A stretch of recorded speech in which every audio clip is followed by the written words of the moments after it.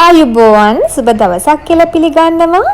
මම අද අරගෙන ආවේ අවුරුද්දට අඩු ඒ වගේම අවුරුද්දට වැඩි බබාලටත් දෙන්න පුළුවන් රසම රස පොඩිමක් හදාගන්න විදිහ අරගෙන. හොඳින් ඉදුණු කෙසෙල් ගෙඩියක් මම අරගෙන තියෙනවා. පොඩි කෙසෙල් ගන්නවා නම් කෙසෙල් ගෙඩි දෙකක් විතර වගේ ගන්න. ඉතින් මේ හොඳින් ඉදුණු කෙසෙල් ගෙඩිය මම්මගේ බ්ලෙන්ඩර් කප් එකට දාගෙන ඒකටම එකතු කර ගන්නවා යෝගට් කෝප්ප භාගයක්.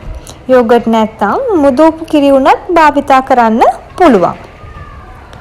ඊට පස්සේ මම මේකට එකතු කරගන්නවා බිත්තර දෙකක්. බිත්තර දෙකත් මේ විදිහට එකතු කරගෙන මම දැන් මේ සියල්ල හොඳින් බ්ලෙන්ඩ් කරගන්නයි හදන්නේ. ඊට පස්සේ මම මේ පොඩිම ස්ටීම් කරගන්න අවශ්‍ය කරන භාජනයත් සූදානම් කරගන්නවා. මම භාජනයට හොඳින් බටර් ටිකක් ගාගෙන බ්ලෙන්ඩ් කරගත්ත පුඩින් මිශ්‍රණය මේ විදිහට එකතු කරගෙන හොඳින් ආවරණය කරලා විනාඩි 20ක් 30ක් අතර ප්‍රමාණයක් රයිස් කුකර් එකේ තමයි ස්ටීම් කරගන්න යන්නේ. මේ තියෙන්නේ මම ස්ටීම් කරගත්ත කෙසෙල් යෝගට් පුඩින් එක. ඊට පස්සේ මම මේක ටිකක් නිවෙන්න ෆ්‍රිජ් එක ඇතුලේ පැය 3ක විතර පමණ කාලයක් තියලා තියෙනවා. පැය 3කට පස්සේ තමයි මම පුඩිම ගලව ගන්නෙ.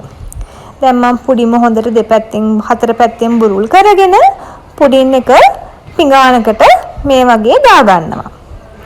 දැන් අපි මේකට සීනි එකතු කරගත්තේ නැහනේ. හැබැයි හොඳින් ඉදුණු කෙසෙල් ගෙඩියක් භාවිතා කරපු නිසා හොඳ පැණි රසක් මේ පුඩින් එකට තියෙනවා. ඉතින් අපිට තවත් පැණි රස එකතු කරගන්න පුළුවන් මේකට රෆින් සිරප් ටිකක් නැත්නම් අවුරුද්දට වැඩි බබෙක් නම් මී පැණි ටිකක් එකතු කරගෙන මේක තවත් රස ගන්නන්න පුළුවන්. අවුරුද්දට අඩු බබලට මී පැණි දෙන්නේ නැහැ. අවුරුද්දට අඩු බබලට රෆින් සිරප් ටිකක් මේ විදිහට උඩින් දාගන්න පුළුවන්. හරි. මේ තියෙන්නේ අපි හදාගත්ත රසම රස යෝගට් කෙසෙල් පුඩින් එක. ඉතින් අපි බලමු දැන් මේක කෑලි වලට කපලා මොන වගේද කියලා. මම මේ වගේ මේක කෑලි වලට කපා ගන්නවා. ඉතින් මේ කෙසෙල් පුඩිම හරිම කිරි රසයි. ඒ වගේම ඇතුළ ගොඩාක් සොෆ්ට්. බබාලා ගොඩාක් ආස වෙයි මේ පුඩින් එකට.